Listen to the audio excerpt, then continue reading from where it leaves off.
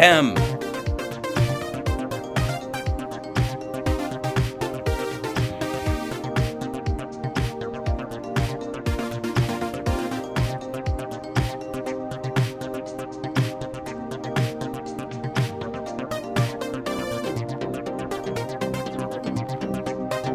All right. Let's see. Open this thing up. Push this button, and then I'll flip this switch and add the dingle-dang-doody, and switch over this fling-doodle, and see if the snappity-doo-dah is plugged into the proper fandangle.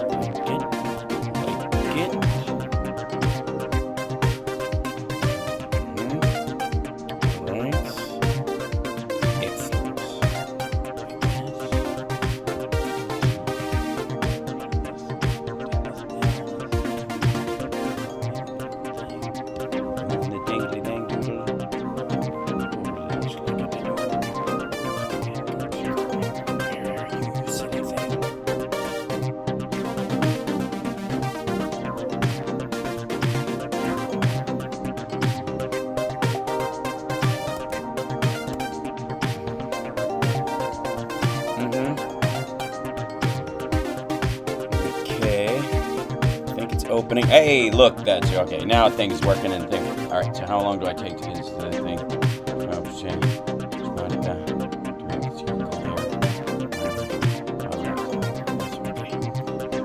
Come on.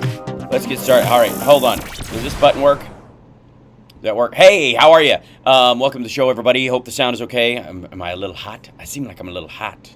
I may be hot. I feel hot. Because it's toasty back here. But also, I'm in Los Angeles for the next couple days because I got Sexy Liberal on Saturday. Please come out and see us. It will be sexy and it will be quite liberal. I'm just saying. And then I may, depending on my exhaustion level, stay through Tuesday to go to do the jam and then come back home. Because as Winston Churchill once said, if you're going through hell, keep going. And I'll have a cigar and some pudding. He always, that was always an addendum with him. I don't know if you know that. But in the meantime, I have to bail out. How much time? 20 minutes. Okay, so I have to bail out 4:30, 5:30, no later than, let's say 6 o'clock my time. I'm sorry I'm starting late, but my kid is sick. He got what I got, and I gave my kid my cold, and I feel terrible about it. I loved seeing him, but it's sad at the same time. But he's blech.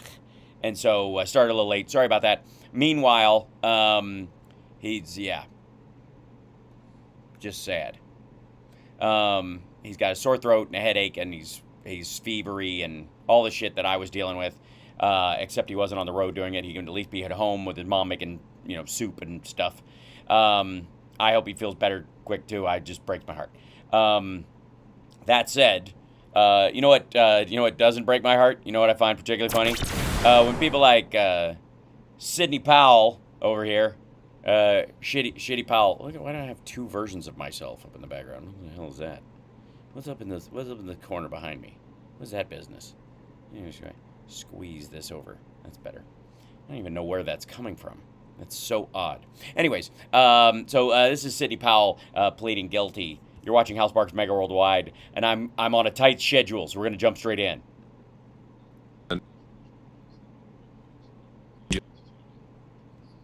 I know what I did, and I ain't happy about it. By the way, does the audio sound okay? There's a little bit of a buzz on their end, but can you guys hear it okay? I'll hype train.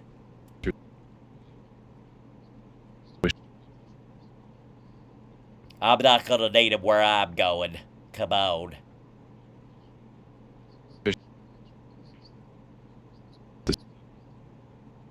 I am, Your Honor, I am guilty as fuck. I am fucking guilty. I am fuck, then guilty.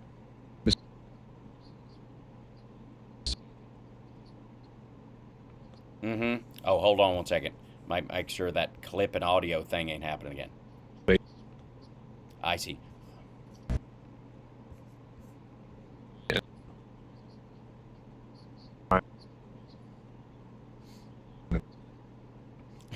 Yeah. All right. Simmer down. Audio's no clip audio? Did it go away? Clip audio foobar. Okay, hold on one second.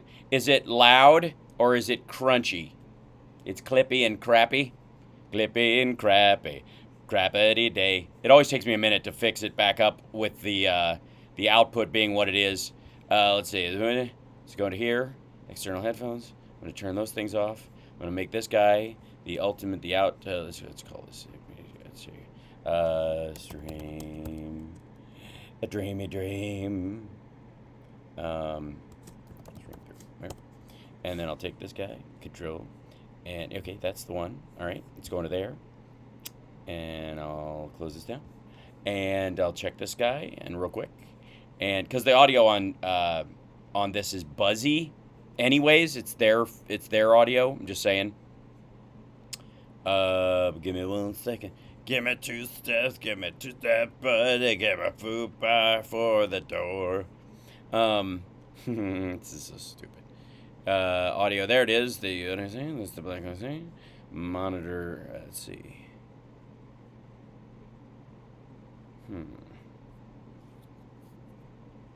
Okay, I don't need to. Okay. Well, okay. Wish us luck. Might take it a minute.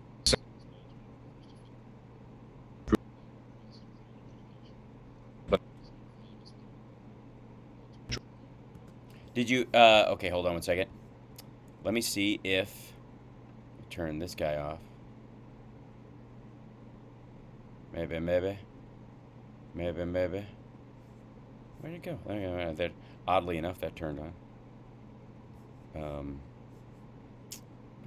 Can't hardly anything. Okay, cool. Let me back it up then. Give me 1 second, and I will fix it from the audio standpoint on here. Give me. Here we go. We'll try it again.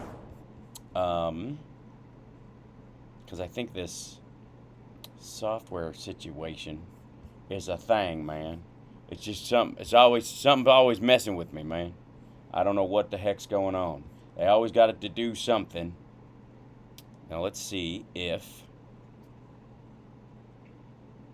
Give me 1 second. Whoops, where is that guy? Oh, because that's not even on here. No, that's Safari. Why would the Safari not be coming out there? That's weird. Okay. Turn this in here. Well, I didn't even... Okay, that's just stupid. Sorry. I will find another workaround. I'm working on it. I'm doing my thing. All right, we'll turn this back on. And we'll turn this back on. And see if this guy... Go back to here.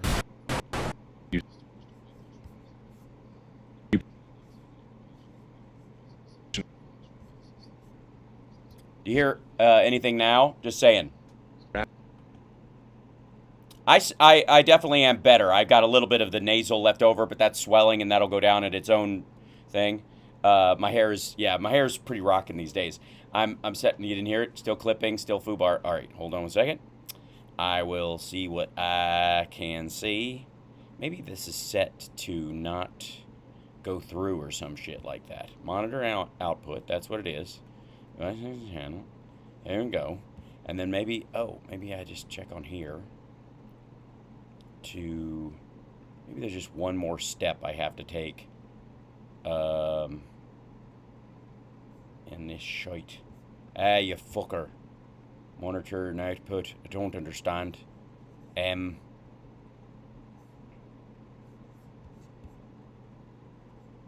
about just output? Monitor off. Let's try that. Let's turn this off and see if Satisfied your client is confident in understanding that the plea is voluntary and that there is a sufficient factual basis for entering this plea? Yeah. I'm going to play through some of this stuff. It's going to be playing in the background. I agree. Give me a second. When you hear something, let me know. I find this plea of guilty to be knowingly voluntarily. No, this is not the new supercomputer. This is my Rode laptop. There's been a request that this sentence be entered under the First Offender Act, and the court will approve that request, withhold adjudication. But I must notify you, Ms. Powell, that you're not allowed to withdraw your plea simply because... Excellent. See what I did there? All right. Now, back to where we were. This is so exciting. I love when this happens. Okay, here we go. ...that you would be pleading guilty to today. I do, sir. I know exactly what I plead guilty to, and I'm guilty of sin. You've heard all the rights that the state has gone through that you would waive by going forward with this plea. Do you still wish to waive those rights? I do. And are you Hi, rights. guilty today because you agree that there is a sufficient factual basis, that there are enough facts? Are you indeed guilty as sin, you dirty, dirty telegram insurrectionist awful person? Support this plea of guilty. I do. Mr. Rafferty, are you satisfied your client is competent in understanding that the plea is voluntary? Mr. Rafferty. That's an attorney. That sounds like somebody on Law and Order. There's a sufficient factual basis for entering this plea? Yes, Your Honor. Sit down. I agree and find that there is a sufficient factual basis, and I find this plea of guilty to be knowingly, voluntarily, and intelligently entered. Intelligently? Really? I mean, come on. There's been a request that this sentence be entered under the First Offender Act, and the court will approve that request, withhold adjudication. Real quick, 6 counts. Can the first one be under the First Offender Act, and then the next five counts, she should be tried as somebody who's an unrepentant criminal. By the time you get to the 6th count, she should be doing hard time. Is that too much to ask? Sorry. But I must notify you, Ms. Powell, that you're not... That we all think you're ridiculous, and we're all enjoying the fact that we're getting to try a lawyer today. Honestly, if my robe wasn't as loose-fitting, you'd see just how excited I am at this process. To withdraw your plea simply because you do not comply with the terms of the sentence. And the terms of that sentence would be as recommended by the parties. All right, let's party! On count 1, conspiracy to commit intentional interference. Oh, they go through all 5 of these, and the last one is trespassing. And then they get pissed and go, hey, wait, not trespassing. We were understood that the trespassing would just be called another count of the same 5, so she wouldn't have fucking trespassing on her record. The performance of election duties, the sentence would be 12 months probation. And counts 2 through 6 would also be 12 months probation consecutive to each other and to count 1 for a total term of 12 months. Get out of here. Essentially 6 years probation, but we're going to translate that into months for the sentence sheet. Special conditions would include a $6,000 fine with $1,000 for each count. Restitution to be paid in the amount of $2,700 to the Georgia Secretary of State's office. You are... That's the entire budget for elections for Coffee County. $2,000. I've written a letter, which you've already satisfied. You're also to provide a recorded proffer with the state, which you've already satisfied. Very satisfied with that letter. Come on. You're to testify truthfully against any and all co-defendants in this matter at any upcoming proceedings. Aha! That is the biggest part of this whole fucking thing. The rest of this is just blah blah blah. Honest to God, she's getting off with a slap on the wrist. She's gonna petition in like 5 years to get this expunged. All kinds of shit like that. Yeah, she's getting 6 years probation, about $9,000 in fines, and then she's gonna try to go, hey, can I have this expunged? I've been good this whole time, and they'll do it. Because I would like also everybody to pay attention to how this is how all court proceedings are now. Where they're like, are you on any drugs while you're entering into this plea? Do you know the facts of this? Are you admitting guilt? Are you waiving your rights? All this shit. Like, they are crossing every T and dotting every I. This is with every fucking defendant. So the next time you're, like, jumping through your shirt, they're not making the same mistakes that they made in the 70s with court cases. This is like, it's like so much bureaucracy on top of the legal aspect of it. But the big part is she has to testify truthfully in any upcoming trial that she has regarding these matters and her against any co-defendants, which means Jack Smith's trial, which means if she called in any fucking where else when he's like using his advice of counsel defense in New York, if they decide to bring in his other fucking attorneys and go, hey, did he have other attorneys? And did they tell him that stuff he didn't like to hear? Yeah. And what did he do? He fired them until he found me to bullshit him. I see. So he goes around kind of like, legally speaking, he goes like doctor shopping for Oxycontin, is what you're saying. You are not to have any communication with any witness, any co-defendant, or any member of the media concerning the facts or circumstances of this case, and you to provide all documents to the district attorney's office. All of them. All the documents. As requested and relevant to this case. Again, Ms. Young, I would ask if you could provide... What's relevant? Anything you've written in the last 5 years, you nutcase. The state's recitation of the exact phrasing of these, and we'll make sure that's reflected in the final disposition form.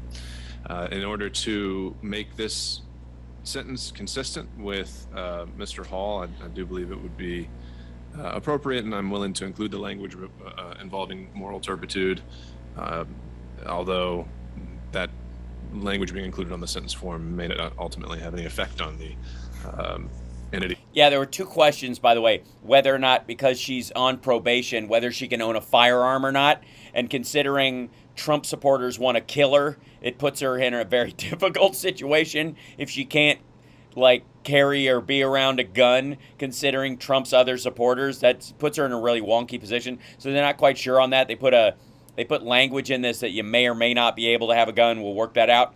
Also, moral turpitude is like, there's flashing and there's this. And so basically the question is like, is there a moral consequence to this beyond just the legal aspect?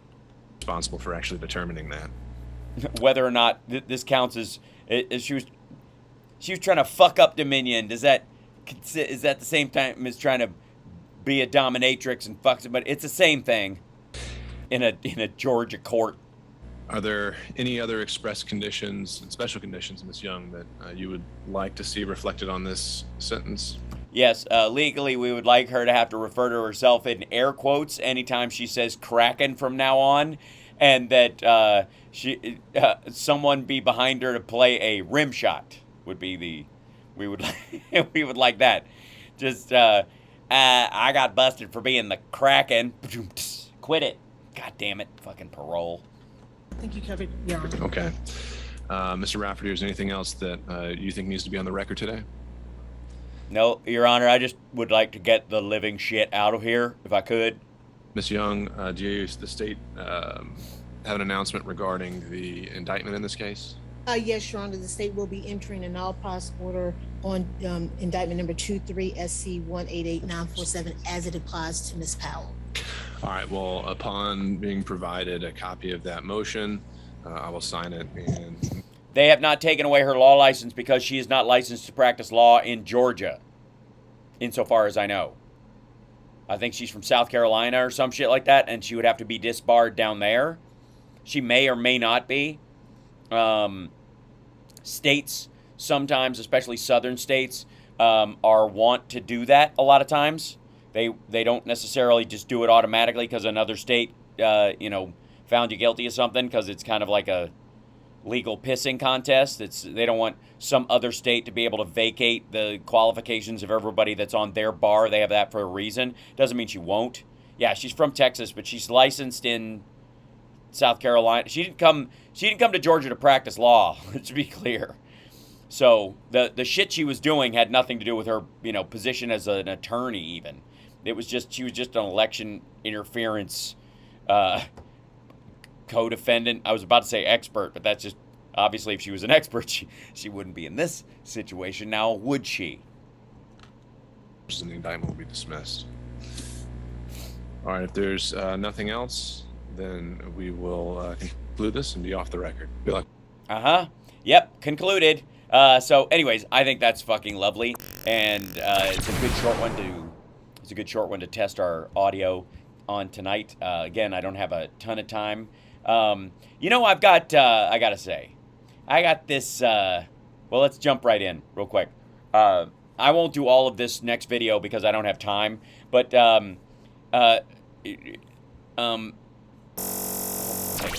this guy, Tim Drool, the little black crayon, as we call him, that could,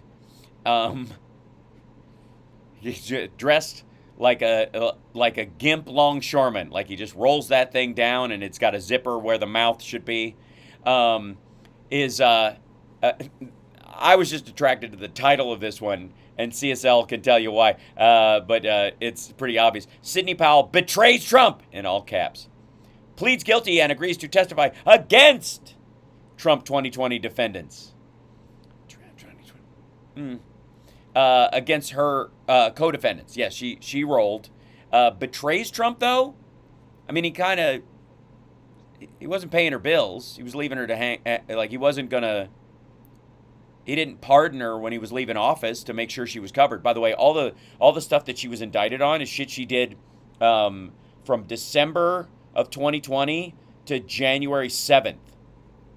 All that shit. That's what she was guilty of. And he could have pardoned her for that shit. He didn't. So who's betraying who? Who betrayed who? We'll find out. Let's see. This is Tim Pool, very upset that the co-conspirators aren't co-conspirating. In the election interference case in Georgia. You heard that right, ladies and gentlemen. She says she did it. She's guilty as charged. She was trying to overthrow the election. I don't know why the kind of dramatics around this. I don't even know why you'd be emotionally invested in Sidney Powell. I'm kind of bemused by the fact that she turned on Trump, but the idea that you'd be upset by it is a little fucked up. I'm exaggerating a little bit. She pleaded down several misdemeanor charges instead of several felony charges, but she has agreed that she will provide communications and testify truthfully, which suggests she has just placed the knife into the back of Donald Trump. Yes, nothing sticks the knife, thanks Tim Pool, nothing sticks the knife in the back of Donald Trump like someone testifying truthfully. Think about where you find yourself morally when you consider someone telling the truth to be a stab in the back. It never occurs to you you might be on the completely wrong side of this whole fucking issue, dum-dum? And will now be testifying against other Trump defendants, which means as one domino falls, so too shall all the others. No. First of all, they're not all like dominoes, and as far as people flipping, in the case of dominoes, you kind of flip 3 of them and then the cascade happens, the idea that you're going all the way at the top. A lot of times, I got news for you, in your domino analogy, a lot of the early dominoes remain standing because they've cut a deal, and only the final domino or the last 2 fall. It's like Kung Fu Chi, just going whoop-ha! And then the energy goes through all the dominoes, and then 2 of them go blink. We'll now see how many people who were charged in the Georgia case will begin to plead guilty. So that they don't have to do time for Donald Trump? Make the argument. They're not saying they did it. Yeah, they literally are saying they did it. They're literally in court, legally obligated to say that they did it. Can you tell me that you haven't watched the 3-minute video of this fucking moron saying she did it because she did it and pleading guilty, which means you admit you did it? Tell me you haven't seen that video without telling me you haven't seen that video. They're pleading down to lesser charges. No. They're telling the press, they're telling the public. They're admitting to lesser charges that involve 6 years of probation and fines in the thousands of dollars in exchange for not being tried for felonies they admit to. See, when you vacate the indictment, they've admitted to that the greater case against them would result in a conviction. Therefore, they will plead to a lesser charge and agree to contribute to the case against the people up the chain. This is so stupid. They did it. That's all that matters. No one's gonna... Yes. Well, I guess it would matter. what the it is. Yes, it being a vacant pronoun. At the minutia of the cases, no one's going to investigate what they pleaded guilty to other. You don't have to investigate. It's read in open court. What? They were accused of trying to overthrow the United States government. Well, no, not in this case. She was accused of interfering with the election in Georgia and tampering with a voting machine and trespassing, which they turned that trespassing into another charge of conspiracy to interfere with the elections in Georgia. This is a state case. She was not one of the people on Jan 6. She was one of the dum-dums coordinating. Again, and bless his heart, we're all very excited that Sidney Powell was part of this scheme because she's a dipshit, and if she had two brain cells to rub together, we might actually have a different government than we have right now. Said, yes, they did it. Amazing, isn't it? Now, I don't know what this means for Trump. I can only assume they're going to file more challenges to his candidacy under the 14th Amendment because he's doing really well in the polls. Currently, the Real Clear Politics average has Donald Trump tied with Joe Biden. So not like winning as of right now. It's gone a little bit back and forth. But he does have many very favorable polls. Yeah, he's got lots of them, especially the ones he pays for. This a year out from the election means relatively little. But of course, the effort... Right, but, keep mentioning them. Sabotage and stop Donald Trump extra... How would you say this? Extrajudicially? No, because it's actually involving the judicial system, and there's tons of legal response he can do, and he can file in court, and he's allowed to fight it wherever it happens, and he can verbally protest, so his freedom of speech hasn't been taken. His lawyers in his campaign can file an injunction to get him back on the ballot. But let's just pretend that Biden's just black helicoptering his entire campaign. Extrajudiciously, I suppose.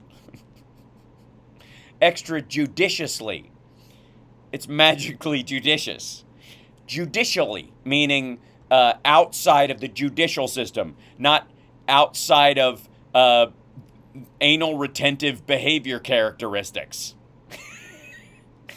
It's not extrajudicious. This guy's just too much with the judiciousness. He's letting his peas touch his carrots on the plate, and I don't like it. Judicially. It's judicially. It's okay. Sorry. It's okay. He's a youngin'.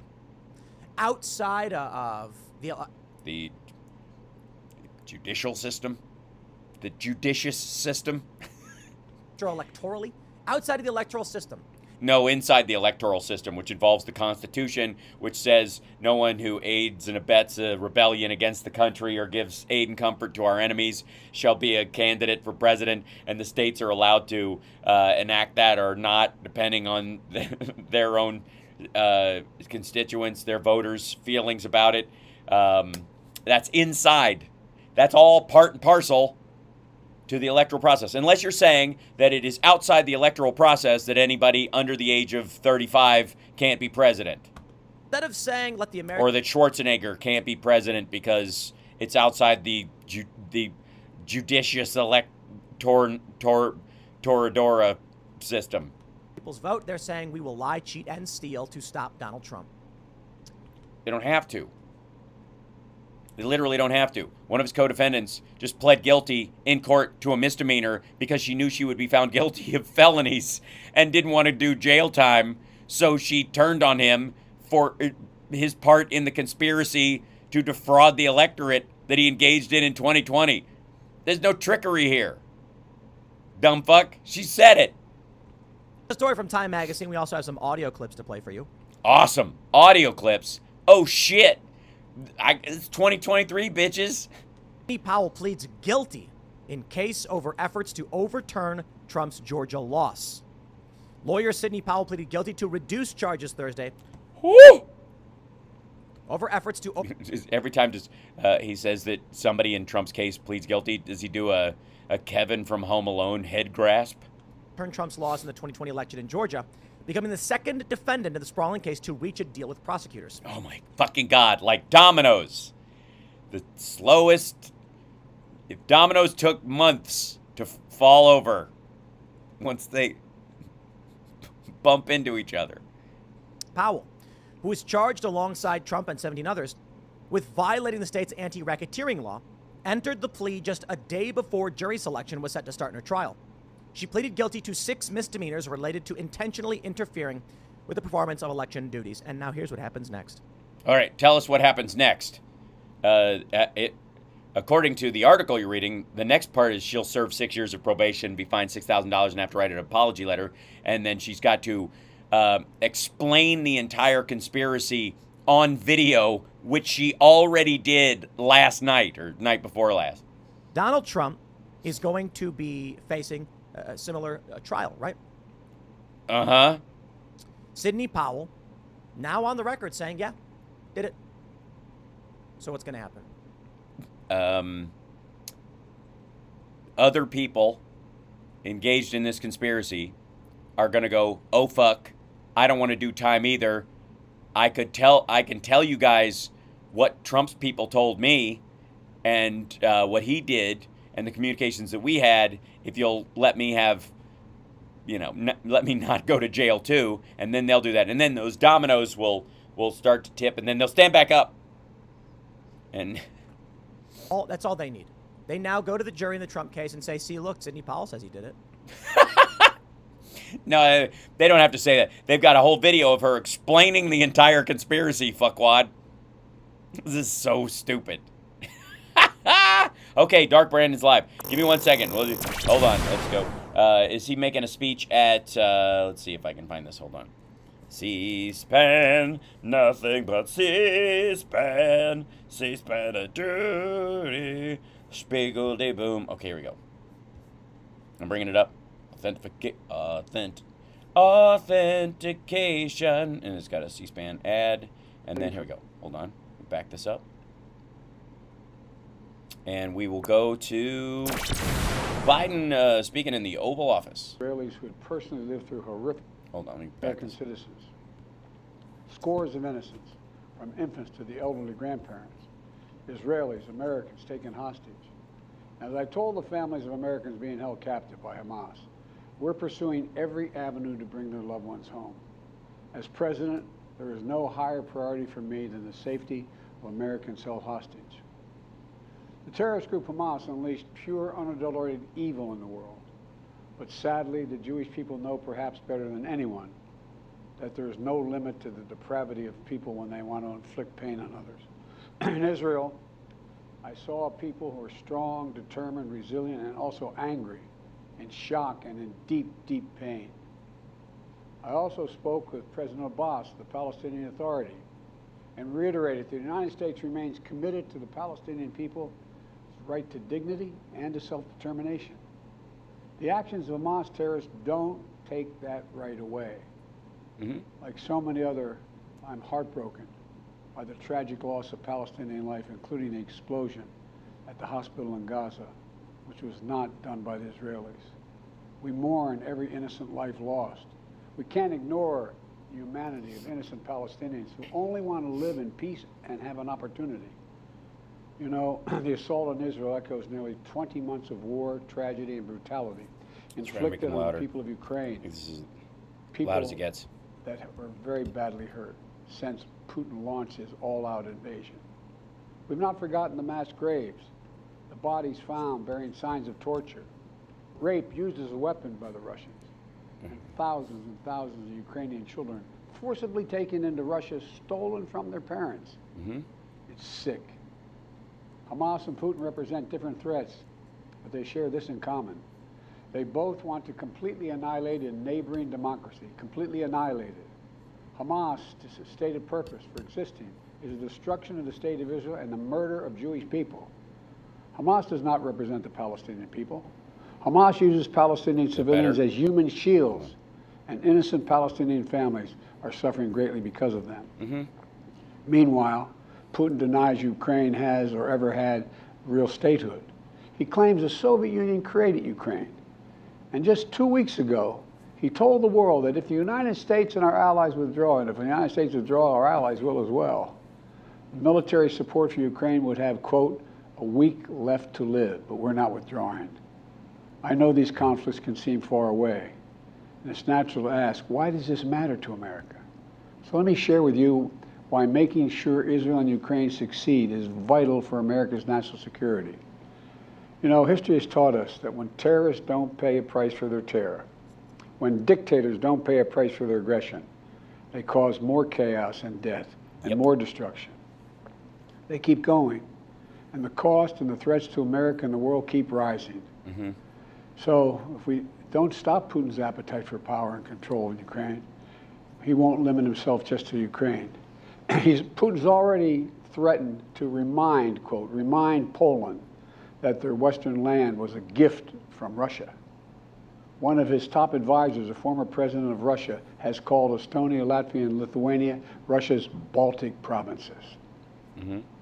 These are all NATO allies. For 75 years, NATO has kept peace in Europe and has been the cornerstone of American security.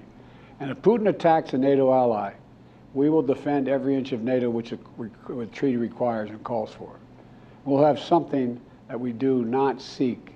Make it clear, we do not seek. We do not seek to have American troops fighting in Russia or fighting against Russia. Beyond Europe, we know that our allies, and maybe most importantly our adversaries and competitors, are watching. They're watching our response in Ukraine as well. And if we walk away and let Putin erase Ukraine's independence, would-be aggressors around the world would be emboldened to try the same. The risk of conflict and chaos could spread in other parts of the world, in the Indo-Pacific, in the Middle East, especially in the Middle East. Iran is supporting Russia in Ukraine, and it's supporting Hamas and other terrorist groups in the region, and will continue to hold them accountable, I might add. The United States and our partners across the region are working to build a better future for the Middle East. One where the Middle East is more stable, better connected to its neighbors, and through innovative projects like the India-Middle East-Europe Rail Corridor that I announced this year at the summit of the world's biggest economies. The anti-Belt and Road. More predictable markets, more employment, less rage, less grievances, less war when connected. It benefits the people, it would benefit the people of the Middle East, and would benefit us. American leadership is what holds the world together. American alliances are what keep us, America, safe. American values are what make us a partner that other nations want to work with. To put all that at risk, if we walk away from Ukraine, if we turn our backs on Israel, it's just not worth it. That's why tomorrow I'm going to send to Congress an urgent budget request to fund America's national security needs, to support our critical partners, including Israel and Ukraine. It's a smart investment that's going to pay dividends for American security for generations. Help us keep American troops out of harm's way. Help us build a world that is safer, more peaceful, more prosperous for our children and grandchildren. In Israel, we must make sure that they have what they need to protect their people today and always.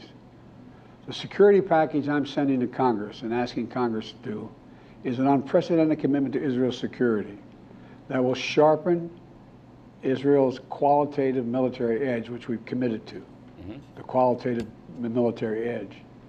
We're going to make sure Iron Dome continues to guard the skies over Israel. We're going to make sure other hostile actors in the region know that Israel is stronger than ever and prevent this conflict from spreading. Look, at the same time, President Netanyahu and I discussed again yesterday the critical need for Israel to operate by the laws of war. That means protecting civilians in combat as best as they can. The people of Gaza urgently need food, water, and medicine. Yesterday, in discussions with the leaders of Israel and Egypt, I secured an agreement for the first shipment of humanitarian assistance from the United Nations to Palestinian civilians in Gaza.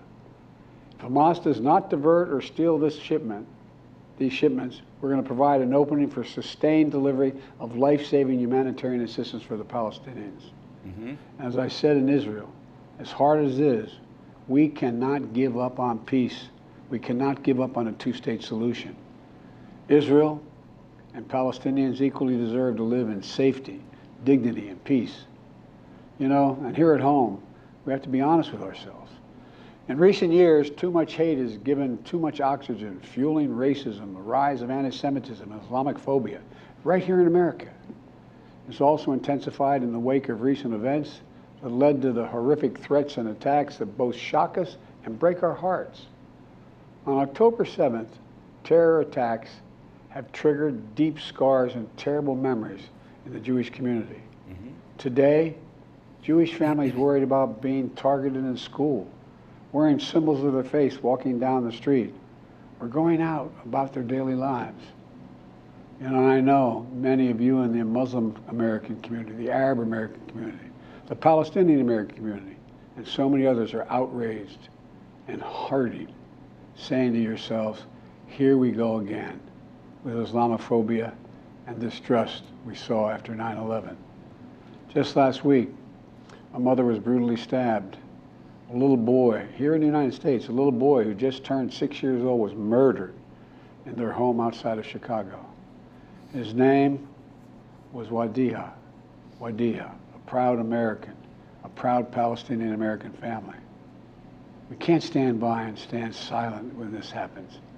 We must, without equivocation, denounce anti-Semitism. We must also, without equivocation, denounce Islamophobia. And to all you hurting, those of you hurting, I want you to know I see you. You belong. And I want to say this to you. You're all America. You're all America. This is in a moment, you know, in moments like these, when fear and suspicion, anger and rage run hard, that we have to work harder than ever to hold on to the values that make us who we are. We're a nation of religious freedom, freedom of expression.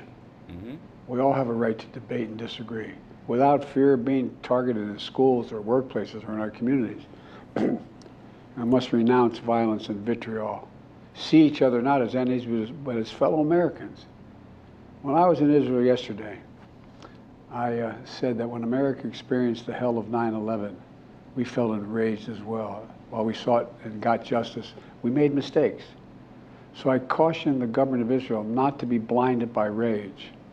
And here in America, let us not forget who we are. We reject all forms of hate, whether against Muslim, Jews, or anyone. That's what great nations do, and we are a great nation. On Ukraine, I'm asking Congress to make sure we can continue to send Ukraine the weapons they need to defend themselves and their country without interruption, so Ukraine can stop Putin's brutality in Ukraine. They are succeeding. When Putin invaded Ukraine, he thought he would take Kyiv and all of Ukraine in a matter of days. Well, over a year later, Putin has failed, and he continues to fail. Kyiv still stands because of the bravery of the Ukrainian people. Ukraine has regained more than 50% of the territory Russian troops once occupied, backed by U.S.-led coalition of more than 50 countries around the world, all doing its part to support Kyiv. What would happen if we walked away? We are the essential nation. Meanwhile, Putin has turned to Iran and North Korea to buy attack drones and ammunition to terrorize Ukrainian cities and people. From the outset, I've said, I will not send American troops to fight in Ukraine.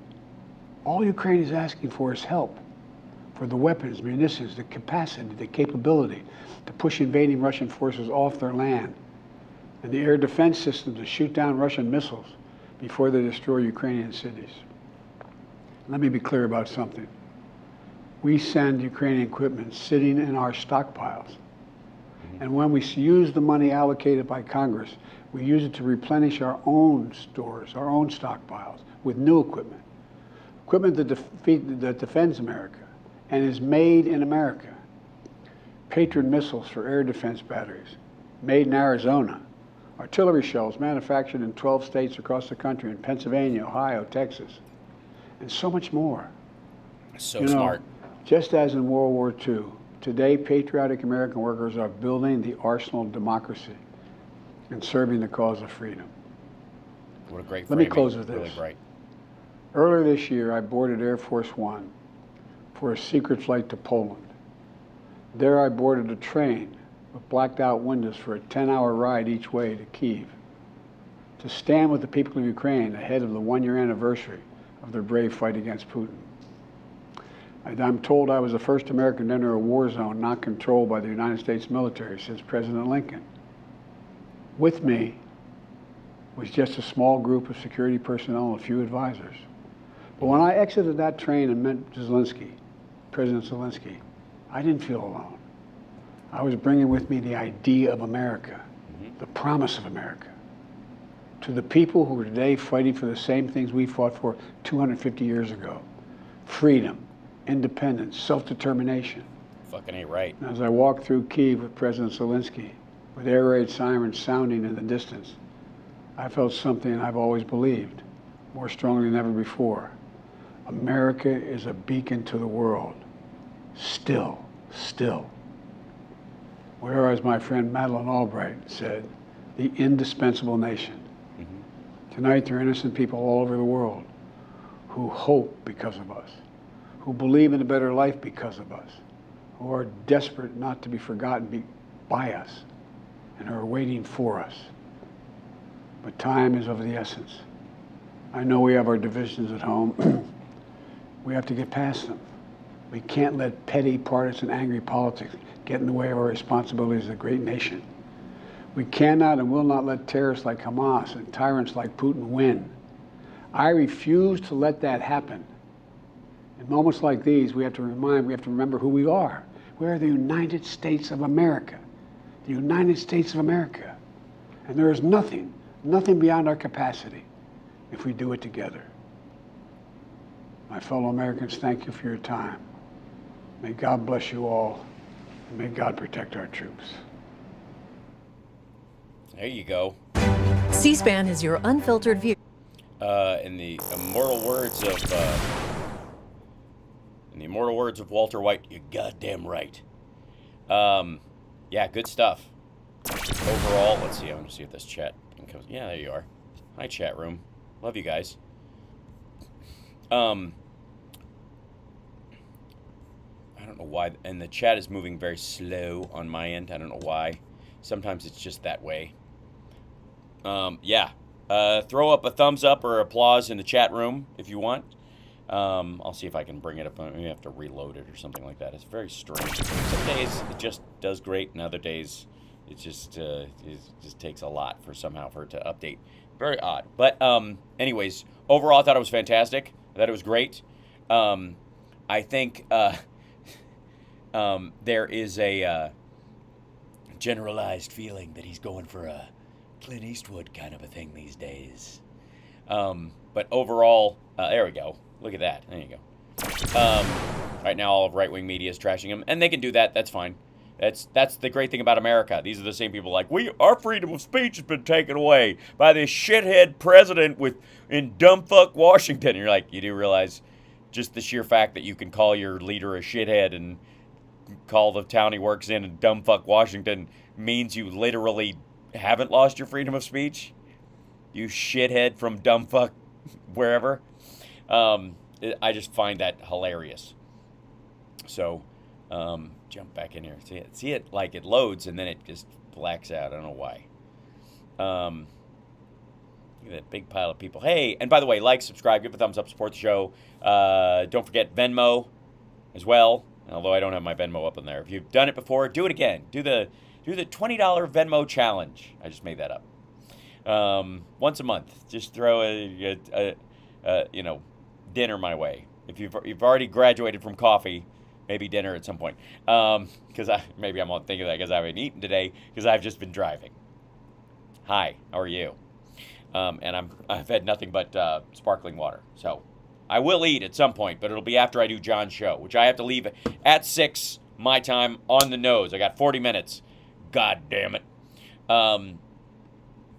Now, what was I going to do? Oh, I was going to do this one. Yeah. So, obviously, Sexy Liberal is this weekend, and I'm doing some comedy with our dear friends John Fugelsang and Frangela and Stephanie Miller, and we got some special guests, of which Rob Reiner is one.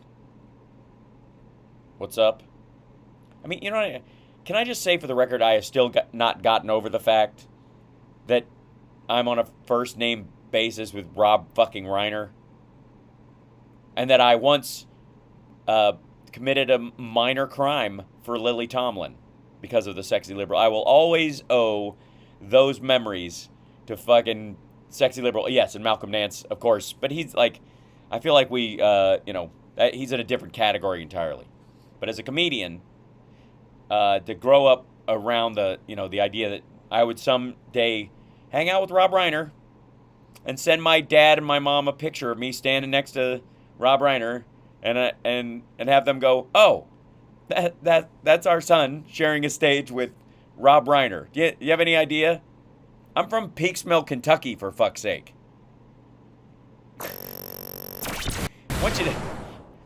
want you to think about that for a second. I'm from Peaksmill, Kentucky. And this Saturday, I will be sharing a stage with Rob Reiner. Not to mention Fugelsang and all these others, who, by the way, I have relatives that greatly appreciate as well. But, I mean, the history, I mean, honestly, it's just amazing. It's fucking amazing. So, and that has not and will never be lost on me. Do you understand? I'm still, I do my best not to fanboy in certain situations, but I'm telling you, I am profoundly grateful when those moments happen. In a way that it's hard to even articulate, but I just wanted you guys to know. So, yeah, I'm going to try. Meanwhile, I got to do comedy, though. And obviously, we got to have a standard where, we know what real comedy is. And sometimes you know what real comedy is by seeing what it isn't. And that's why I would like to pay a little trip to Greg Gutfeld's show, where, yes, indeed, he is still using the logo that, if you see it right there, that is the Garfield logo, and thinks nobody notices. And this is Gutfeld. Biden's foreign policy is falling apart.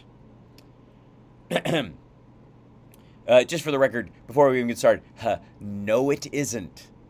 Like, subscribe, give a thumbs up, support the show. By the way, there were fucking billboards in Tel Aviv going, "Thank you, Mr. President," and "Thank you, President Biden."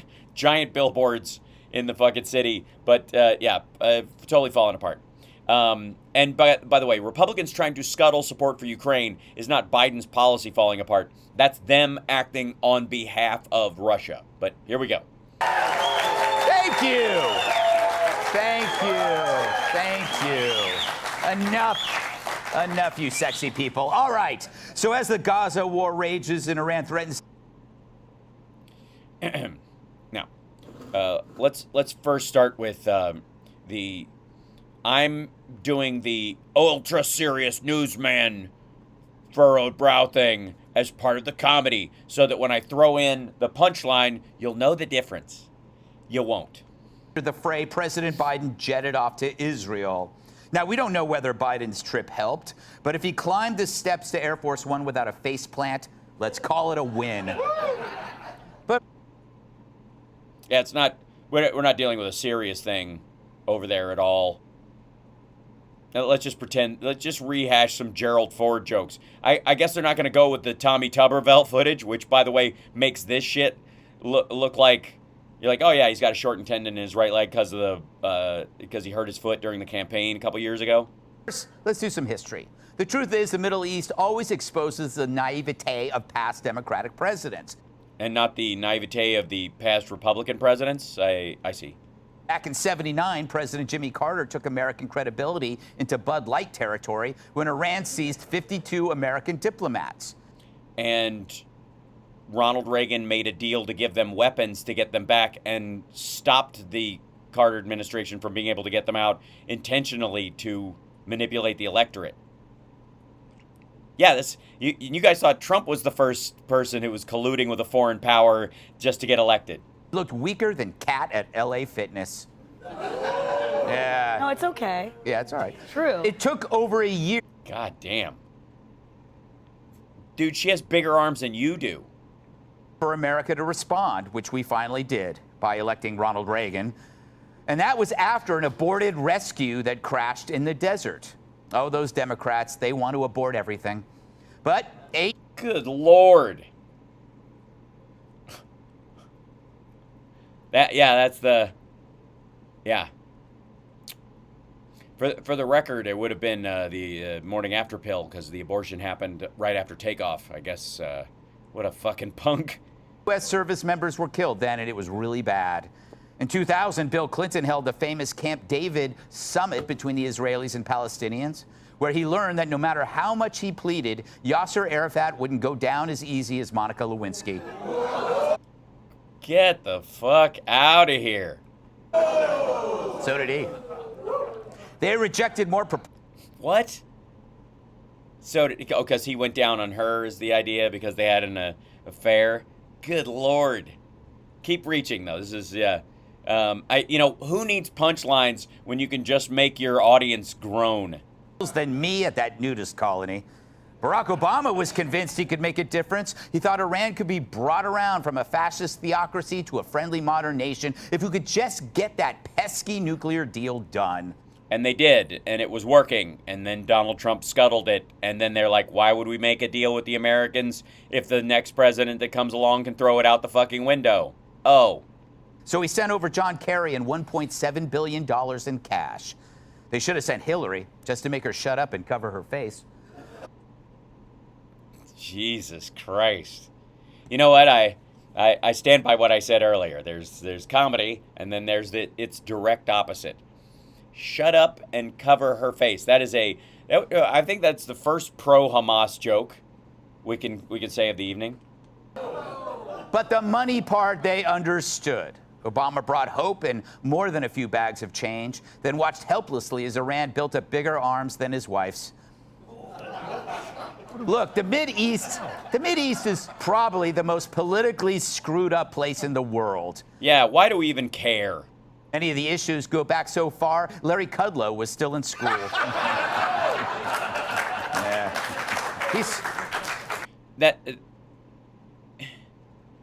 That's actually true. As far as the creation of Israel and this is just dumb. So old, he helped build the pyramids. He supervised. In fact, the Old Testament, Quran, and the Torah each have a verse where Abraham says, "Wake me up when you people get your together."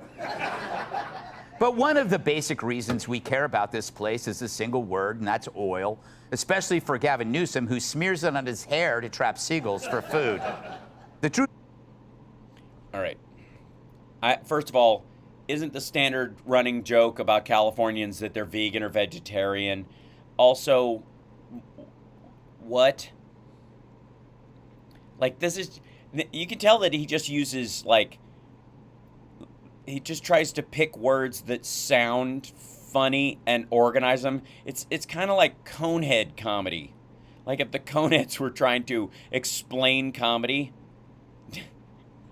No matter how much green talk we hear from the likes of AOC, the technology to run the world on butterfly farts just doesn't exist yet. If she had her way, we'd freeze this winter as she stays warm in her Tesla. Yet, thanks to a Democrat... How do you think power plants... Never mind. Party that has made green energy a religion, America has gone from the world's leading energy producer to a nation jonesing for another shot of that sweet Saudi soda into our veins. We are the world's biggest energy producer. We just use 1 million more barrels a day than we produce. We basically make what Russia and Saudi Arabia do combined. We're at, 18.6 million barrels a day, and they're 11 and 9. We're almost even. And no matter how much does this motherfucker know that or care? No. Try to bribe Iran into liking us, it's not going to happen. Cash, gifts, words of praise. It didn't make me return Taylor Swift's calls, and it won't work with the mullahs.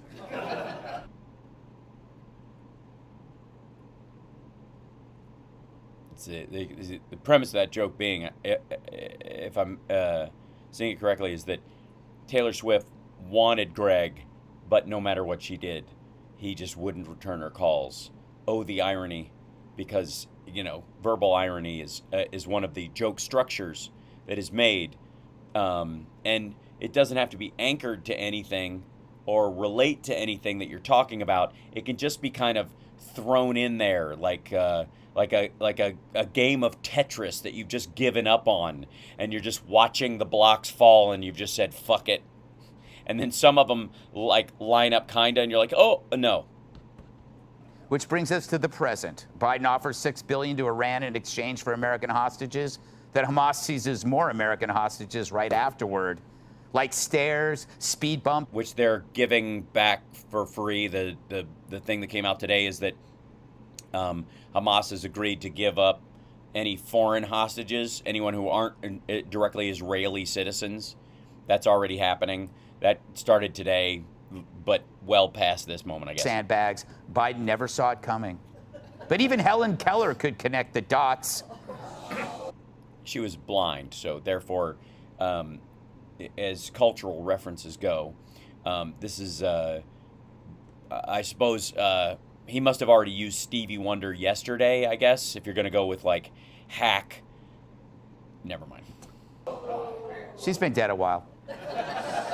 It's sort of like leaving $7 billion. Well, that's why he chose it. In weapons in Afghanistan, which end up being pointed at our allies. If only Afghanistan had gun control. But I think they call that cause and effect. I guess they don't teach that in gender studies classes. Also, these guys with, I guess, M16s, and those guys, maybe those are Chinese rifles on the left. These guys have AK-47s on the right, which are not American rifles. Pretty sure everything these guys are wearing is Soviet made.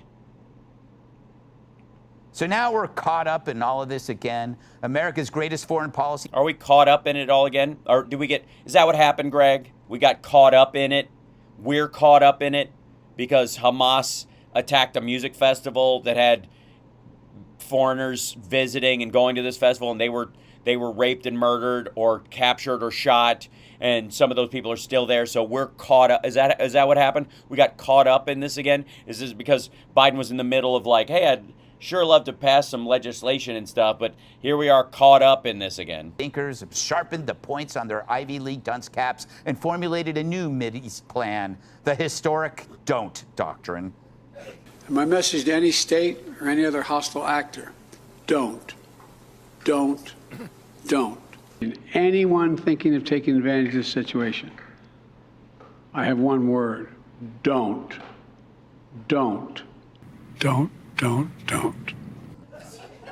I guess. Well, they haven't, so I guess it's working. And speechwriters have him down to one word now. At least he can remember it. Worse, when referring to the hospital carnage, he calls Hamas the other team. Based on what I've seen, it appears as though it was done by the other team, not you. The other team, like it's pickleball. How diplomatic. I guess it's... That's a timely reference about sports somethings. Improvement over calling ISIS the JV squad. So we... No. It's... Yeah, whatever. Damn. At a certain point, does anybody really give a fuck? Do you think Greg gets in the middle of this and goes, this is just futile? Now it's... Of course he does. That foreign policy is picking among the least bad of your choices. And with Zombie Joe in charge, there's more bad choices than the Taco Bell dollar menu. That's because poor people eat Taco Bell, and Taco Bell, when it's selling things for $1, those things are shitty, according to Greg, who eats at fancy New York restaurants all the time. Just in case you fucking plebes think that, if you can only afford fast food, he's just saying you eat dog food. Credit where it's due, because you know who actually moved things forward in that department? That's right, the great Satan Donald Trump. Oh, yeah? Why? Because of the Abraham Accords, or do you mean the fact that he moved the capital to Jerusalem and gave Israel the Golan Heights, which triggered to the day this strategy where Hamas was like, let's rope-a-dope them and just fucking wait until we'll bide our time and then we'll attack, which is, they've said they've been practicing this for like 5 years. That's right about the time Trump is talking about Jerusalem and the embassy and the Golan Heights. Gee. And over there, that's a compliment. Who was the first to actually meet with the little rocket man in North Korea? Before that, who had we sent? Dennis Rodman? No, he sent Dennis Rodman. While the left was screaming that Trump just had to be a Russian agent, guess what? We had no Russian wars. And you do realize they were in Donbass that entire time, and Crimea, land they took. They didn't give it back all of a sudden. And they continued to salami slice their way through Georgia at the time as well. We're shouting that. Also, they took a base of ours in Syria because he gave it to them and left the Kurds, to get murdered by the Turks. Jared Kushner had no experience in foreign policy. It was Trump and Kushner that brought in the Abraham Accords. Oh, yeah? And was that those two countries finally put down their rifles and stopped fighting and had a ceasefire, did they? Normalized relations between Israel and some of its Arab neighbors. Oh, yeah? Which ones? Of course, normal is now a relative term, like woman. The left couldn't believe it. Donald Trump, the diplomat? What would the UN say besides lesbians can have penises? If you'd watched the show, you'd know. Yeah, again, this is, it's like the comedy equivalent of making a ransom note out of letters you cut out of a magazine.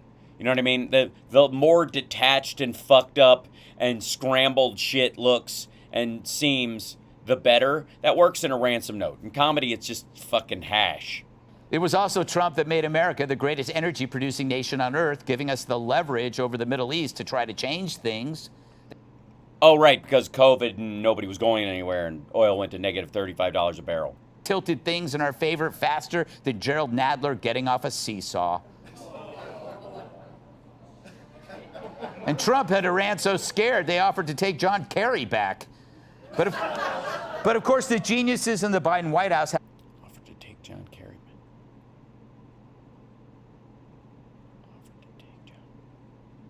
Nothing.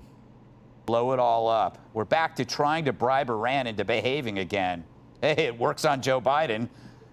And we're back to buying some of the dirtiest oil on earth from some of the dirtiest regimes on earth, like Venezuela and also Saudi Arabia. Yeah, we don't actually. It's sold, and there's a place in Texas where they process some of it, but we don't use it. Whose leader, Prince Mohammed bin Salman, made our Secretary of State sit for hours before blowing him off. All while Palestinian leader Mahmoud Abbas announces he won't even meet with Biden when he arrived in Israel. Fortunately, that won't keep Joe from trying to shake his hand anyway. This president's foreign policy is falling apart like the Patriots without Brady. True. Hey, you think maybe Dennis Rodman is available? Because, boy, do we need a rebound right about now. Good Lord. Oh, my God. That's just, and then that's it, period. That's how that he ends with a big, like, zinger. Whew. God damn. It's interesting. You know, I've always said that like the band Outkast, they like, it sounds like your older brother yelling at you set to music. There's a little bit like just kind of like bitchy house guest. You ever like a couple that's arguing come over and they're at a party or something like that, and they just can't let it go even though they're in public and stuff, and it's like he's just being a complete asshole and nothing she can say is right, that kind of thing. That's Greg Kelly's monologues. That's all of Greg Kelly's monologue. I mean, it's Greg Kelly. Listen to me. Greg Gutfeld. Greg Kelly's monologue. It's like Greg and the two Gregs could date. Greg Gutfeld's monologues are always just like that. Like, well, you fucking, this isn't, I didn't even want to come to this fucking thing before she's, but she's gonna, I guess, well, yeah, sure. Why don't you have another glass of wine? Yeah, cheese. That's what we want, more of that. We were gonna eat before we came here, but she didn't want to, so I guess we'll just finger food it. You know what I mean? Like one of those odd fucking, are you guys okay? Yeah, we're fine. We're fine. This is exactly how we both wanted to spend our evening. Like that's it. Just, oh God, just reeks. Tonight's guests. Look how miserable and worn out everybody is already. It's a Sapa 20, and that's just This is gonna be hilarious. pick out a tie. Host of Making Money on Fox Business, Charles P. I'm a choo-choo train. You've probably seen him sitting on a stack of gold bars. Host of Kudlow on Fox Oh, no. Bar stool, maybe. Business, Larry Kudlow. Like Or at several bars. Speaker of the House, old white men fight over her too. New York Times best-selling author and Fox News contributor, Kat Tiff. Welcome to Dead Inside. And he learned to duck as a toddler. New York Times best-selling author, comedian, and former NWA world champion, Tyrus. Charles, by the way, congratulations on your new book. It's called Unbreakable Investor. Look at that snazzy cover. Thank you. Yeah, I'm going to read this tonight. Ugh, this is horrendous. In the hot tub with Larry. Larry should read it to you. Yeah, oh, my God. I've had that fantasy. Charles, where do you want to go with this? Give me your thoughts. First, as you're going through this, it just struck me. I think we're misinterpreting when he's saying don't. I think he's trying to tell everyone around him he has to go to the bathroom. Oh God. All right. Yeah. Fucking done. This is the top. That's what you get. That's Gutfeld and Co. Good Lord. Imagine that level of a swing and a miss. God damn, this is painful. Ugh. I can't even. It's like, come on. I guess, all right. Well, here's a shorter one, and I'll have probably just enough time to do this whole video, I think, if I get right at it. You're watching House Sparks Megaworldwide, by the way. Thank you. And if you haven't got tickets for Sexy Liberal, I promise it will be funnier than anything that has ever happened on Gutfeld. Several times. The bar is so fucking low. I'm embarrassed to even bring it up. It'll just be a good time. Trust me on that. God damn. I feel like that clip like sucks the joy out of your life. Jesus Christ. But get your tickets, sexyliberal.com. You can watch it as a live stream. And also, starting in January, we're out on the road. We're doing these on the regular. We're in the regular. I'm very excited. I'm trying to get more shows in there. I'll do it. God damn it. You watch. We'll get there. Son of a bitch. But, in the meantime, you guys remember Laura Ingraham, right? Apparently, America, according to this guy, Victor Davis Hanson, he says, he warns America is having a complete meltdown. So, I guess, you know how Trump thinks he is America? Maybe that's what Hanson's talking about here? Bop. I think he's saying that, if Trump melts down, so doth the kingdom. Because, I don't know about you, but I'm kind of good. Like, I was in a lot of traffic today. People were kind of behaving themselves for the most part. I didn't see any major road rage stuff. I stopped to get gas. Nobody was running around like a fucking scene out of 28 Days Later. But maybe he knows something we don't. Okay, so why are there Hamas sympathizers in the U.S.? I don't know. Same reason Marjorie Taylor Greene is rooting for Russia. Fuck off. Davis Hanson. By the way, Laura Ingraham. Hoover Institution senior fellow, Victor. And he's made a senior fellow at the Hoover Institution because he sucks. All right. We call it the fog of war. Do we? The show? Is that you're going to rename your show The Fog of War? I think it's a good one. The fog of a lot more than war here. Yeah, there's a lot of fog going around, Mr. Bean Salad. Enormous amount of propaganda. You see it on TikTok. I wouldn't doubt Really? TikTok? Propaganda? Get out of here. Chinese are pushing some of this, but this is now a dangerous moment. Do we have a serious administration to confront it? No, I have to say, after watching Biden's remarks, I was concerned when he brought out the slide whistle. Yeah, I think people in the Middle East wanted to know whether the Afghan humiliation, the Putin invasion, the Chinese balloon, our open border was an aberration, or did we really lose deterrence and have adopted full-scale appeasement? And now, which we have done in none of these areas. You do realize that with the Ukraine war, to adopt full appeasement, we would have had to have done what Marjorie Taylor Greene. Maybe he's discussing. Maybe that's who he's talking about. Maybe that's it. look at Biden's failed Middle East effort, the idea of giving failed Iran $6 billion, which he hasn't canceled. Yes, they have. They literally have, days ago. Restoration of money to the Palestinians. And by the way, I might add, the message that's going out in the Middle East is, if you have a lie that the Israelis hit a hospital and you promulgate it all over the Western and the Middle Eastern worlds, which Biden hasn't done, and you get protests, then the American president humiliated because he has no deterrence, then he will give you a $100 million Danegeld. And the funny thing is, a Danegeld? That in a weird way, Laura, we're basically saying to the Palestinians, go kill Israeli children and women, and we're going to reward you with $100 million. And what's even worse is, we're saying to the world... Yeah, definitely not saying that, just saying.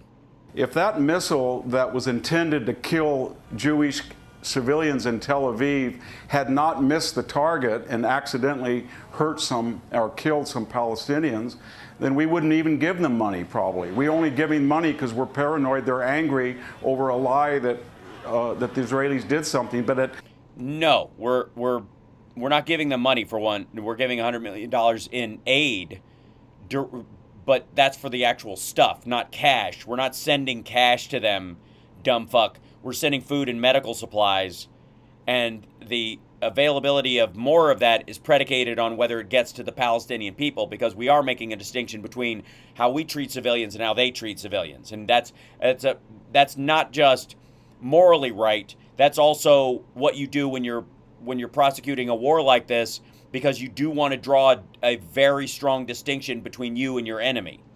if it wasn't... Except he doesn't. He just thinks fucking flatten the place, I guess. And they had really killed Israelis as intended, we probably would have said, well, that's okay. We don't... Bullshit. Mind that. And so it's really a morally bankrupt administration. I hate to say that because we all... I hate to say that. Motherfucker, that's what all your books are about. It's the only thing you say. You're only on this because of that. Stick together. But when you look at what they're doing to our troops in Iraq, and you look at what's going on here on our campuses and in New York, and even at the Capitol, you get the impression this is much worse than 1980 with Jimmy Carter. You have a complete meltdown of U.S. deterrence throughout the world. It's very dangerous in the next 15 months in general and specifically. Yeah, just the next 15 months in general. You know, if you're going to generalize around a time, the next 15 months are just, whoa. Next week.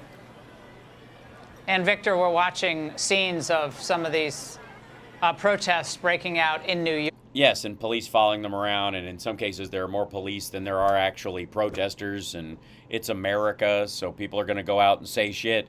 Do you get the feeling that Laura Ingraham, sorry, I mispronounced it, Laura Ingraham, was this upset when she saw the Charlottesville footage?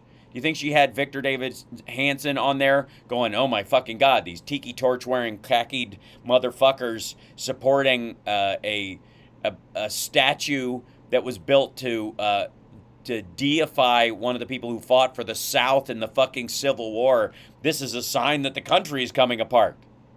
Do you get the... No? Oh. Well, I mean, I will say the 15 months after that were pretty spicy. right now. So far, they seem to be peaceful, but that many. Yeah, that could turn on a dime.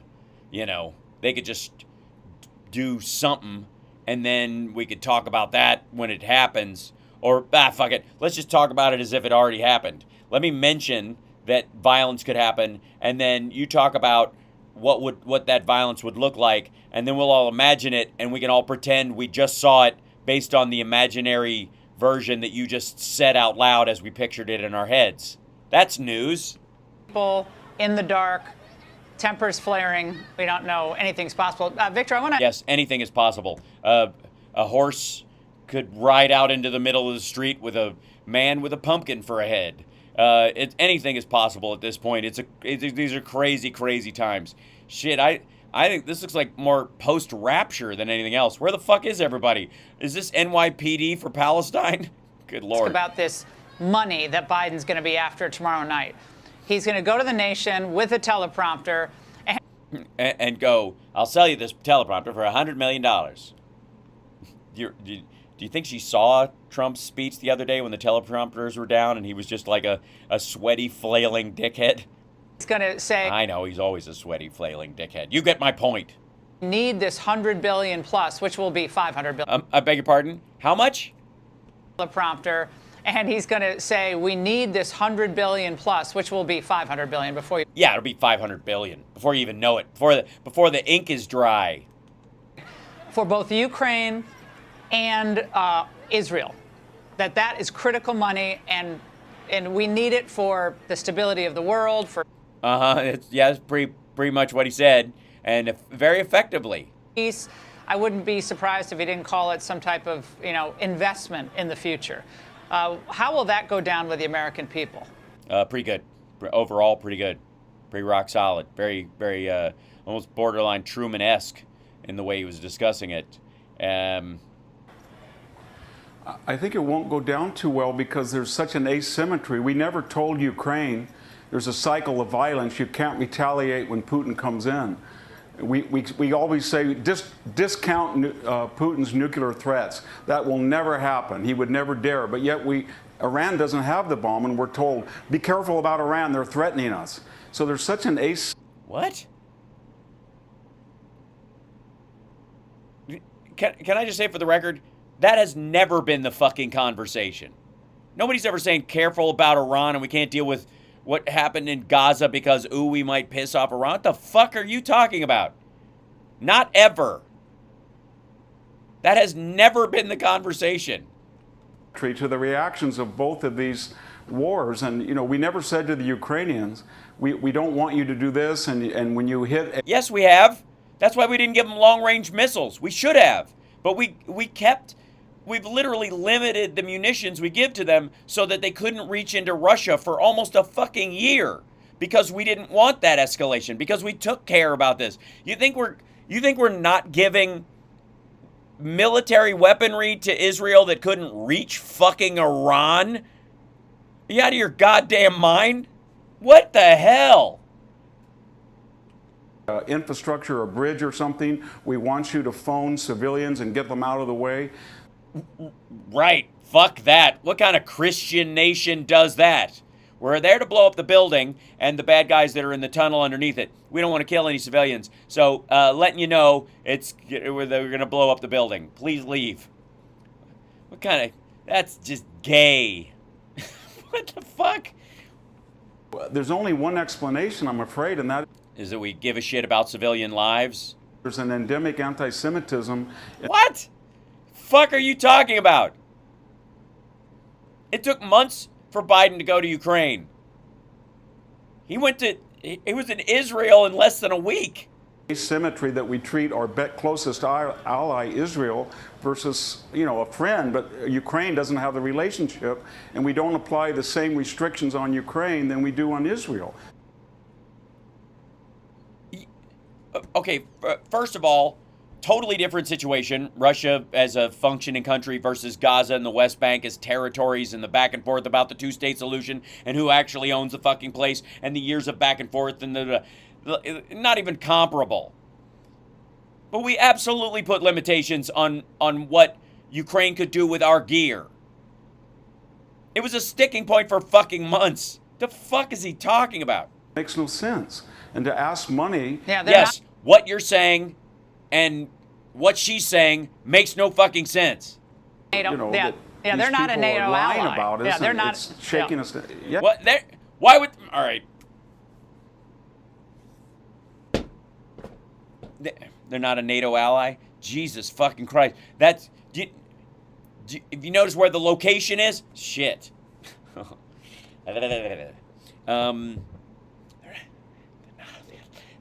right. Or not. All It's right. just. I don't. It's just I don't even know what the fuck is the It's going to sell. And All right, Victor, we especially gotta- when you have a president That's a weak incoherent land. and can't articulate.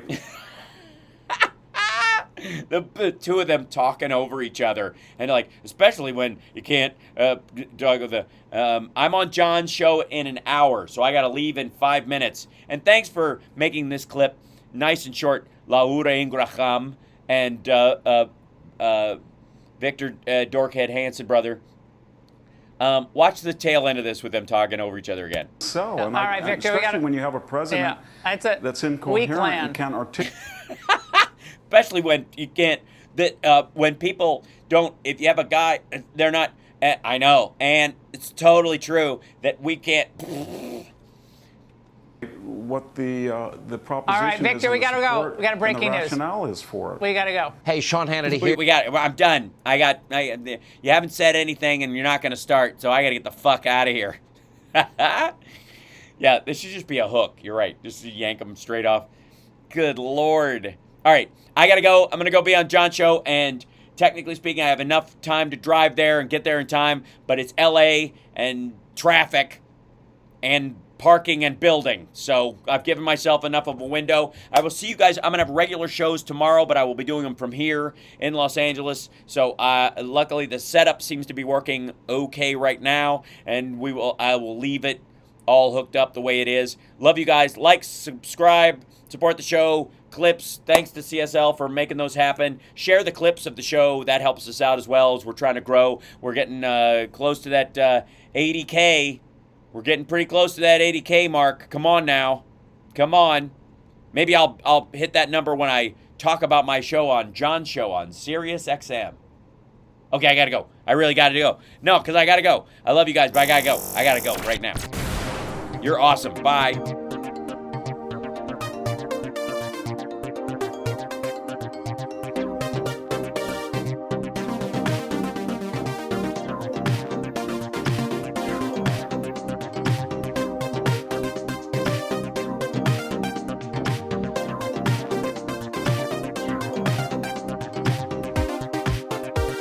An anonymous, really an anonymous